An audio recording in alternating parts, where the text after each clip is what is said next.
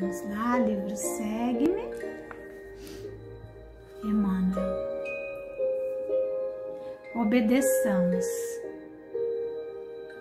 Escrevi-te confiando na tua obediência, sabendo que ainda farás mais do que te digo. Paulo, é uma carta que ele escreve a Filemon, devolvendo um escravo que tinha fugido. Então ele faz um pedido interessante, ao senhor do escravo. Escrevendo ao companheiro, Paulo não afirma confiar na inteligência que pode envaidecer-se e desgovernar-se, nem na força que induz à mentira. A força é uma indutora da mentira.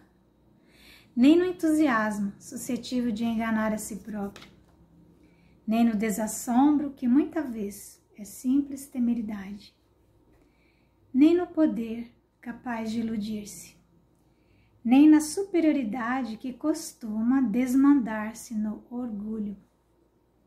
O apóstolo confia na obediência, não na passividade cegueira que alimenta a discórdia e o fanatismo, mas na compreensão que se subordina ao trabalho por devotamento ao bem de todos, enxergando na felicidade alheia a felicidade que lhe é própria.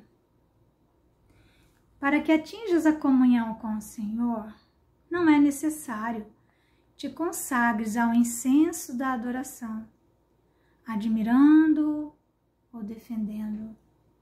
Obedece-lhe, seguindo-lhe as recomendações, e aperfeiçoarás a ti mesmo, pela cultura e pelo sentimento, e terás contigo o amor e a lealdade, a harmonia e o discernimento, a energia e a brandura, que garantem a eficiência do serviço a que foste chamado. Saibamos, pois, obedecer ao Senhor em nosso mundo íntimo e aprenderemos a fazer mais pela vida do que a vida espera de nós. Então, no Evangelho, é uma belíssima página, a obediência e a resignação. Então, a definição dos Espíritos é que a obediência é o consentimento da razão. E a resignação é o consentimento do coração. Então, manda quem pode, obedece quem tem juízo. Então, quando nós reconhecemos a autoridade em alguém, cabe-nos obedecer, né? Obediência à autoridade, às normas postas. E Paulo fala ao irmão que está devolvendo o servo que havia fugido, mas não para que ele fosse recebido na condição de servo, mas na condição de irmão. E ele pedia ao companheiro obediência. Ele diz: eu confio na tua obediência, significando que Paulo confiava que o irmão reconhecia nele, Paulo, autoridade moral. Então, quando reconhecermos a autoridade moral no companheiro, mesmo que não tenhamos condições ainda de compreender em profundidade o que ele nos está pedindo, o que ele nos está aconselhando, devemos obedecer. Porque precisamos entender que os líderes aí estão para serem seguidos. Evidentemente que não de forma cega, de forma absoluta, não é isso. Mas reconhecida a autoridade moral do companheiro, que não nos rebelemos contra ela, para manter pontos de vista que talvez já pudéssemos ter ultrapassado, não fosse o nosso orgulho, não fosse a nossa própria arrogância intelectual. Então, obedecer diante daquele que melhor compreendeu o cenário, aquele que está mais habilitado para entender, aquele que tem mais experiência, não é? Um filósofo não se forma antes dos 40 anos. Então, existe uma autoridade na idade. Muitas vezes, claro, temos